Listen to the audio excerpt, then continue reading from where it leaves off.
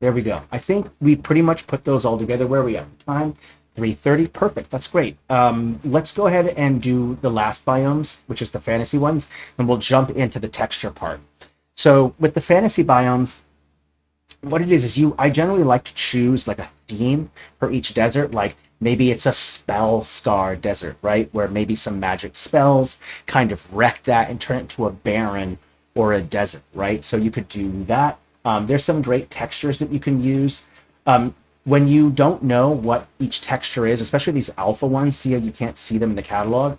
A really nice trick is just to go in and show names, and then you can see the name of each one. And you can decide which one to use. One of the best tricks that I can absolutely recommend for textures is to use alpha textures. Now, an alpha texture is basically a texture that supports transparency. And the transparency is going to be helpful, especially when you're blending biomes, but they also work for just regular biomes. So what I'll end up doing is I'm going to change the scale a little bit so that I can kind of see it. And then what I'll do is I want to have this be like it could be like a wind scar desert. It could be a spell scar desert. It could be maybe a hot, barren salt pan of some kind. So be some kind of fantasy. And what I'll end up doing is you should always end up changing the scale of a texture because sometimes the scale that it's at might not be big enough or might not be small enough. So you generally want to play with the settings. And whenever you play with the setting of a texture, make sure that you save it right away. But what I'll do first is I'll apply it just to see what it kind of looks like, just to make sure it's the right size. And I feel that is the right size, that's fine. And what I'll end up doing after that is I'll go ahead and favorite it. And the way that you favorite is going over to this little banner right here, save to favorites. And then in my favorites, there's that texture. I'll go ahead and delete these other ones. Super easy to delete these textures. You just press the X on there. And saving your textures or favoriting them is super important, especially if you're going to be using a lot of that texture, right? If you're using the same grass texture or the same dirt texture a lot in your blending or putting down your base textures, you're probably going to want to save those or favorite them so that you don't accidentally lose them. Because when it comes to the recently used, there's only so many rows of textures that are going to show up in that row. And so you might come into this problem where you've used 80 textures or 20 textures and you're like, oh shoot, I don't remember the settings. I don't even remember the texture that I used. And so to go around that, you favorite your textures right away. So that way you don't end up having to do those settings and kind of guess. And that way they're not going to be different. So what I'll end up doing is I'm going to apply a little bit more as I go here. So I have this nice texture here. And then I might want to also use the dirt texture as well. That might work well. I'm going to go apply that to my other fantasy desert over here. This could like maybe represent a longitudinal or latitudinal desert where the dunes are kind of these more straighter, like dotted like formations here. You just go over it a couple times to get it to be a bit darker. When you first apply it, you notice that it's kind of light. So you might have to go over it a couple times to get the texture to work right. So I'll just go ahead and apply that a couple times going over that. So now I have very distinct deserts, right? My subtropical has this more cluttered lines, while this fantasy desert, more of a salt pan, has more of this cracked ground. My rain shadow desert has clusters, small clustered rows. My mid-latitude desert has a very large clusters of dunes, while my internal desert just has very distinct wave-like patterns of dunes. And so each desert is different, right? It's important. And we're going to be doing the same technique when we're doing other biomes as well. There's all types of forests, and so we'll go over various ways to kind of make forests and make them different in future streams. So kind of important to do that. Now, I don't really need to use the guide anymore, so I'll go kind of scroll up to the top here in my object list, all the way to the top. I put down quite a few objects, as you can tell. And then when I get up to the top, I'll go ahead and take my desert guide. I'm going to select it and then bring the opacity down. And the way that I put these guides together is pretty easy stuff. You put all the elements together, you group them, and then the way that I'm turning them on and off, really, not the right words, is all I'm doing is bringing the opacity up and down. Okay, that's all that I'm doing. So if you're wondering, well, how did I put that together? It's not too complex. I just grouped them together, labeled them. You always label when you do a group, right? You can just right click and you'll see a rename option right here. Click that and then you'll be able to rename it. And I absolutely recommend that you name groups right away. This is actually something that I personally struggle with as well. I'll group something and I'll be like, yeah, forget it. I'll group it later. And then I'll have 80 groups in my object list. And I'm like, well, actually, I don't know which one's which. And then I'll have to go through that list one by one, trying to find what I'm looking for. So always important to label and name your groups right away so that you don't run into that problem. The objective is to make life easier. So remember these small things so that way you're not going through hell trying to find that particular group that you had saved. Okay. All right. So now that we've put that together, I can go ahead and hide that guide, and we can kind of continue on more with, well, actually, I'll bring it up just a little bit because I do want to have the lines. And what I can do is actually, I'll go into the guide and remove all the text. Cool little trick. You can go up to the top up here, select all, and that will turn off everything that you're trying to select, and just select the thing that you want to select. So text, because I want to select all the text, right? Select all, and then it selects all of it, and then delete, and then all that text is gone. It's so much easier than selecting each text by hand and then deleting them. So cool little trick with the select tool, go up to that top, deselect everything by clicking all, and then select the individual thing that you want selected, whether it's a stamp, whether it's text, whether it's lines, shapes, paths, or groups. Okay, so kind of important to kind of remember that. The reason why I'm removing the text and not the lines is because I want to be able to see the border of the biome so I can start painting in. Now, I generally, again, I mentioned this earlier, I don't generally paint right away because everything is paintable because it has a clipping mask, and so it can be kind of a mess, but sometimes I will put down a base texture color to kind of identify. So I'll start at the top and just move my way down. Because this is a polar desert, or you would kind of expect it to be cold, so I'm going to use a texture that's going to represent the cold, right? So there's a couple ones that I could use. I could use any of the gray textures. I could use the ocean grays here. You could use the snow, but because this one is an alpha, I would recommend that you put down a base texture first, okay?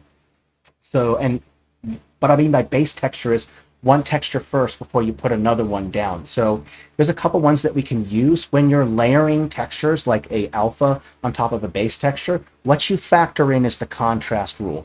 If you're using white snow, that's a very bright white color, then think about the color that you're going to be using underneath of that, right?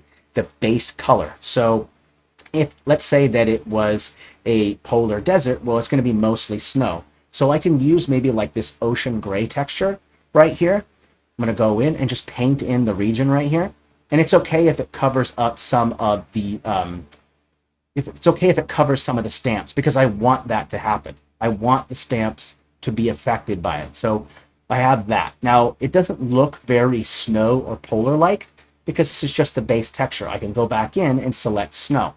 Now I'm going to bring the opacity down because when you apply this texture, you'll notice that it's really bright and there's a lot going on. So I'll end up bringing the texture scale down, one, and then I'll also bring the opacity down. A good trick for making a good blend of textures is to drop the opacity, right? A good painter doesn't do one area of a painting in a single stroke.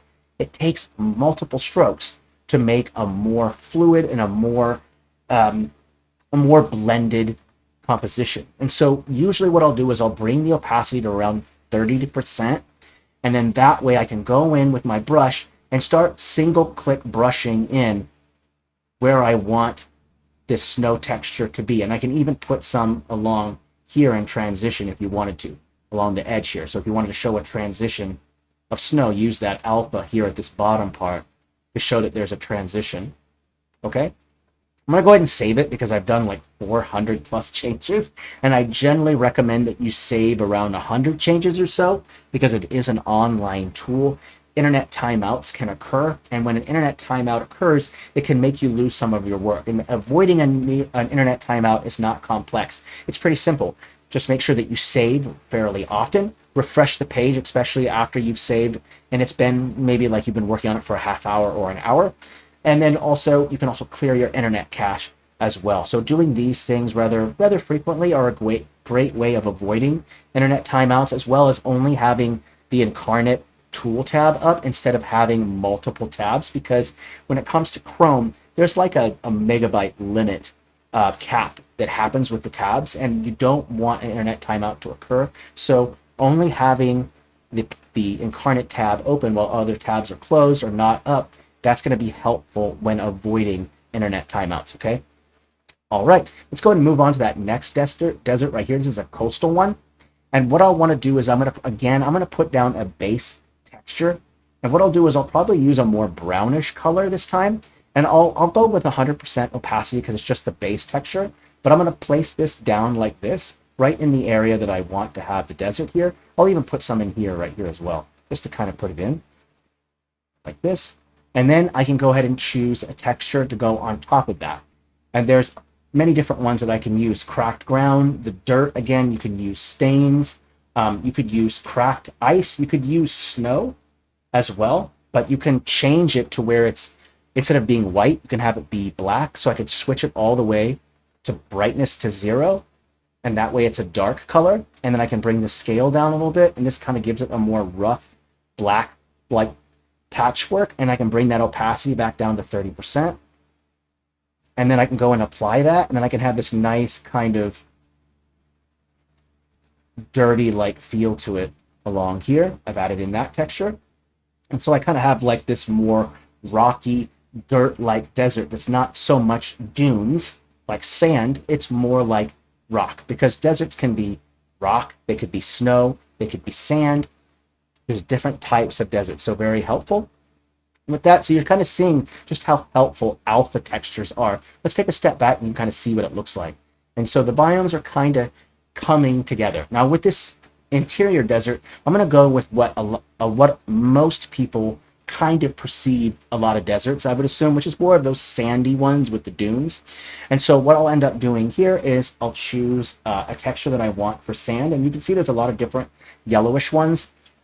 These parchment stained ones are pretty good. If it's a wasteland, you could use these parchment brown ones and this orange one. You could also use this parchment yellow. This beige land right here works well. So a lot of different ones can work for you. I'm going to go with this parchment stained.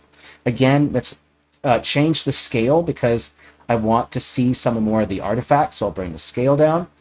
And with this one, because it's such a bright texture, I'll end up just maybe bringing the opacity a little bit higher up to 40. And I'll just kind of apply this texture in here like this. And now we have what a lot of people kind of perceive when they think of a desert, at least for me, at least. When I was researching this, when I think of deserts, I generally think of, the kind of deserts that you see maybe in the Middle East or with very just like sweeping dunes, the Sahara, that kind of stuff. And don't be afraid to paint a little bit also in the mountains as well, because you would expect some sand to get there onto those mountains there. So that works out great. So you have a little bit more of what most people kind of perceive a desert to be, with a little bit more sand there. So we have 3 deserts there. Let's do this rain shadow desert. And with this one, we'll go with a different type of texture. Let's go more of a kind of a wasteland feel. We'll go with the orangish color. And what I'll do is I'll kind of scale a little bit so I can kind of see the artifacts. And maybe I can get some nice artifacts in there. I'm going to use that same opacity. And let's get this nice orange color just right in there. Like that. There we go. Nice and easy, right? So not complex. I think this is that mid-longitudinal latitudinal desert, I think, right here. Let's go ahead and go with this brown texture. So we'll use the same one, but just a different variation of it. And then just apply that right in like this. There you go, looking good. Also, if you want the artifacts to be more distinct, you notice that the artifacts are kind of, the contrast is down a little bit. If you bump up the contrast, you'll notice that the artifacts begin to kind of pop out more wildly. And so I bump up that contrast, and now you can really kind of see a little bit more of the artifacts in there. So bumping up the contrast is a great way to kind of make the artifacts pop out more. Now I do have this desert right here, and I kind of want it to be more of a salt pan kind of desert. And so what I'll end up doing is I'll probably have to retexture some of it, but I'll use this kind of ocean texture, this kind of whitish color to kind of represent salt a little bit, and I'll have to put that cracked earth texture back down. Remember when I added that to my favorites? Whew, that was helpful, right? So I go to my favorites, and there's my cracked ice. Oops, I didn't want to delete that. My bad. Select it, and then I can go in and apply that cracked texture again. There you go. So now I have a more salt pan kind of like desert there. It's right along the ocean. So this piece right here could have been maybe magic. This used to be a part of the ocean. The ocean went inward where that line is, you see, and then maybe through magic that land was repaired, but it was turned into like a salt baron or a salt pan because maybe the magic wasn't completed correctly. Remember, it's a fantasy biome, so come up with whatever lore you feel is necessary to explain this kind of biome, right? And it's kind of fun to come up with fantasy biome lore, by the way, because with the natural biome, it's pretty self-explanatory, right? It's this type of desert because these type of geographical features form that desert. But when you have a fantasy element or a fantasy biome, you get to go way out and be way more creative. And I find that fantasy biomes are more fun that way, right? You can actually come up with fun and goofy or really interesting lore that kind of explains these biomes. Also, fantasy biomes pop out more than natural biomes because they are natural. You see them in the natural world that we live in, right? But when you see an unnatural biome, it's going to pop out quite a bit. So kind of a fun little trick there with that. Let's keep adding more. I think I'll go again. We'll use a more yellowish color, or maybe this parchment, this warm parchment right here looks good. I don't think I need to mess with the scale too much. I think right here should be fine, and we'll just kind of apply that nice orangish color here right into here. I'll even overlap some of it to go into some of these islands here to kind of make it look like there's some transition. So go ahead and throw that in there. And if you want, you can always do a little bit extra as well. Maybe I want to make the dunes this more of a yellow color, so I can go in and just paint these individually like this, just to get some more blending in here. And then just kind of paint a little bit of that yellow with a little bit of the orange. And you'll kind of notice, you can see what it does when you start blending in those textures. Remember that secret. It's about bringing the opacity down. So cool little tricks there when you can do that. Let's keep adding another one. With this one, I added this dotted line to it. So what I should end up doing is I should go back into recently used and look for that dirt texture. I believe it was this one right here. Let's go ahead and add that to my favorites. Let's see here. Where did I do with it? Oops, I'm not sure. Is this the right one? I know that's my cracked dirt. See, this is where that problem came in, right? Where I ended up having to find the dirt texture again, right? So now we'll go in like this. I'm going to undo that real quick, and I'll go ahead and save this texture so we'll favorite it so I don't accidentally not have it again. That's good. And we'll go ahead and apply a base texture that we want to choose from. We could go with maybe this parchment. Oh, this is a fantasy one. Let's go with a different color. Like, you could maybe go with something crazy, like a fey desert, or maybe you want to have like an obsidian desert or something like that, right? And you can step outside of using fantasy world textures. You can use textures from different styles. My recommendation when using different styles is that it depends on the size. Because my biomes are so small on this map, I generally wouldn't recommend using a fantasy world texture, because you'd have to, or fantasy battle map style texture, because those textures are scaled to be much larger.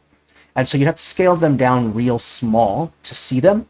And because my biomes are so tiny, I don't really need to use that. But if you did have larger biomes, you can use other styles. It's just the hard part is getting them to blend properly. So let's make like an obsidian type one. So I'm going to use this dark gray land, and then I'll bring that contrast up so I can really see the artifacts, see how the artifacts are starting to pop out quite a bit. And then I can bring that scale down like this, and it's going to be like an obsidian, like a obsidian glass type desert. And I'll go ahead and put it down on here like this. And then what I might want to consider doing is putting in some volcanoes because this is an obsidian desert, right? So what I might want to consider doing is then unlocking everything and then removing maybe one volcano, moving one mountain, and then go in and then adding in a volcano because again, obsidian is kind of a result of that. So we can go ahead and type in volcano and then just apply one volcano right here like that. Let's go ahead and make sure that I got it in right. Like this. There we go. Let's go ahead and push this back. I want to make sure that I got the volcano in. Let's maybe flip it this way. And then I'll have to move some of these hills around because they're in front of it. But right here is where your mountain is. And then we can hand paint that. We can hand paint that when we get to the detail part of it because I'll end up adding some details. But I think overall, this kind of works right here. This kind of dark, kind of like obsidian-like texture. We'll have it go a little bit further out like that. So we have this nice, dark, obsidian-like desert. You'll notice that I'm at 524 changes. This is just the way that it goes. Whenever you're doing texturing, you're just going to end up having a lot of changes. There's a lot of clicks, right? Remember I mentioned that what makes good blending is dropping the opacity and doing multiple strokes. Multiple strokes means lots of changes. And I definitely recommend that you kind of keep an eye on that. Once you start getting into the 1,000 range of changes, you definitely want to consider saving it because at that point you can encounter a internet timeout, okay?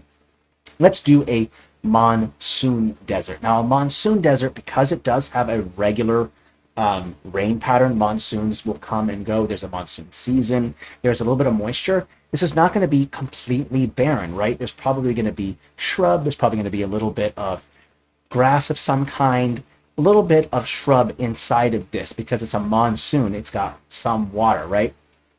And so what we'll end up doing is we'll probably stick with a dark brown, like a dirt-like color for the base texture, which I'll apply here. So I'll go ahead and put that along here like this, all along here, bring it into here like that. And then what I'll also do is because I have a kind of a water source right here, I'll add some green in as well. So I'll go ahead and kind of look at my options for green textures. This political green, here's this parchment green. This should work fine. Let's change the scale a little bit, and then let's also maybe bump up the contrast so I can see a little bit more. And I'll bring the opacity down. And right where the water is, I'll apply this like green texture along here because it's water, right? Water makes things green. So I'll put this nice green texture along here, and then I'll bring the size down and just kind of pick some green sections here and there inside of it because remember it's a monsoon desert, so it does have a regular rain pattern to it. And so you can just throw in a little bit of grass sections. And then right where those grass sections are, you can throw in some vegetation. So a great one to do is you can just throw in grass. There should be some grass textures in here. Is there grass? Let's see here. Let me look inside of here. I do believe there is some grass texture or some kind of bush or some kind. Let's see here. Oh, I am not seeing it in here. And that is okay because we can use textures to do that. Not complex. We go back out, go into texture here, type in grass, and you'll have a grass texture right here. I'm going to change the scale, and I'm also going to save this because you're going to end up using a grass texture quite a bit. Okay. You don't have to make it perfectly realistic and Delirian. So it might not be completely realistic. And generally, your map isn't going to be perfect. And I recommend you do stray away a little bit from reality so that it puts less strain on you. Now, where I put those little grass sections, I'll actually apply the grass texture. So if I put this grass texture right here, where that is, I can show that there's some kind of vegetation inside of it. So just a little bit of vegetation there. Now, maybe I'll bring the scale down even smaller and just put little bits of vegetation inside of the brown areas just to kind of show that. There we go. And so now you have a little bit of vegetation in that monsoon right here. And then we could throw in some, I do believe you can throw in cactus as well because it's a monsoon. So you can throw in that kind of material. So what I'll do is you can take little cactus and just place it right wherever the grass sections are. And remember, follow that rule, cluster of 2 or 3, one over here, one, maybe a cluster over here, and then put one rando over here, a rando one over here, here, maybe a couple over here as well. And then bring the scale down and just have some smaller ones off to the side here. And just generally where the green area is, though, that way there's some continuity, right? Why are they there? So now I have that nice monsoon desert right there. And then I can go into the, I think this might be one of the last ones. Let me see here. We've got this one right here and this one right here. So there's 3 more left, it looks like. So we're moving right along, and we're at 55 after. Perfect. We're going to get this done just in the right amount of time. Let's go ahead and choose a texture that we want to use. I think we've been overdoing it with brown. We used a brown there. Let's go with maybe more like a granite type of rock. So maybe like a darker gray might work well here. This ocean gray right here might work well. Let's change the scale a little bit. And I'm going to bring the opacity down. And we'll just go and apply it here like this. It's got a little bit of this desert here. And then I also want to maybe throw in some cracked ground as well. But this time I'll use a different type. There is this cracked ice texture. But instead, what I'll end up doing is I can either use the white color like this to give it this kind of like cracked rock like feeling to it, and that will make it way more interesting. So you have this like cracked rock kind of granite like texture on top there, and we're not going to put much for vegetation if at all there. This is more of a rocky type of desert, and I think that looks good. We can come back to it later if it needs more work. We have 2 more. Let's go ahead and add in I think no, just one more. This one, no, I think that's it, actually. I think that's it for deserts. Let me just verify that real quick. I think so. Yeah, that's it. Looks good. Yeah, I'm kind of satisfied with the way that it's going here. Like, this looks good. I might want to consider adding in some extra stuff, like maybe put the dunes away from here, and then add in that same kind of cracked kind of ground right here. That might look kind of nice to add a little bit of cracked ground here, just to give it a little bit different feel to it. And let me take this one right here. I'm going to look at this one. This looks good. This one looks good. Let's add in just a little bit more highlight to it. On the dune part, I'll add like maybe a brighter yellow. So I use this yellow parchment color. I can go into the color adjustments and bring the brightness up like this. So make it nice and bright. I bring the opacity down a little bit. And then we'll bring the size of the brush down, and you zoom in. And let's go with, I think size 4 or 5 should be good. And I'm going to go in like this and just kind of apply that lighter color right in like this, just so I can kind of paint in a little bit more color into it. Yep, karsts would work great. Yeah, absolutely. You can use whatever ones you want. I didn't use quite as few stamps as I probably should have, but you can use all kinds. Karsts work well. Hills, you could use plateau rocks. I mean, all these different things kind of work well. So I'll throw in just a little bit of this color here just to make it more interesting by throwing in maybe the sunny side. And then maybe I want to create like a darker side. I can go with that same texture that I used before. And now I can just bring the brightness down a little bit. So I'll bring it down. And then I'll just apply that darker color along here like this on the other side. And that should help to make these stand out more. A big trick to depth is contrast, right? Light and shadows are how you kind of portray a lot of contrast. So using a lighter and a darker variation of a texture is a great way to make that work. So you'll kind of notice that now my dunes are much more pronounced that I've painted them in. So when you take a step back, you'll see that they're much more pronounced in comparison to maybe these dunes or hills right here that don't have that hand painting. So it's all about using contrast when you want to create a sense of depth, right? You're like, well, these stamps don't pop out very much. Light and shadow is the trick. And I'll show you a couple more tricks too. If you wanted to show depth, you would use texturing to kind of do that. So if I take this dark brown texture right here, which I used right here, I can go ahead and change it to make it a little bit darker. And I want to show that there's a height difference between the plateau along the cliff and along here. And so I can go in and make a darker texture along here like this, along this edge. And what that will do is it will create this sense of illusion of depth, right? Because this part is darker, it's further down, while the higher up parts are lighter. So I can take that same texture again and bring the brightness up like this and just apply that light texture to the top up here, and that will continue to give that illusion of height. So it's a nice trick to creating depth. You want the lower parts of your biome to be a darker color or darker texture that you used, and then if you want the higher parts, then you would make them lighter. Now, you don't even have to do it with where there's cliffs. You could just do it, but you wanted to show that there was a higher section in the middle somewhere like this. I could go in and just paint in a lighter section right here. And this would represent a taller part of the biome, right? Same thing. If I wanted to show a darker part right here, this represents a darker or a deeper part of the biome, right? That's further down. So whenever you want to show height, you would use a lighter texture to kind of show that. That's really the trick on how to show your height in your biomes, okay?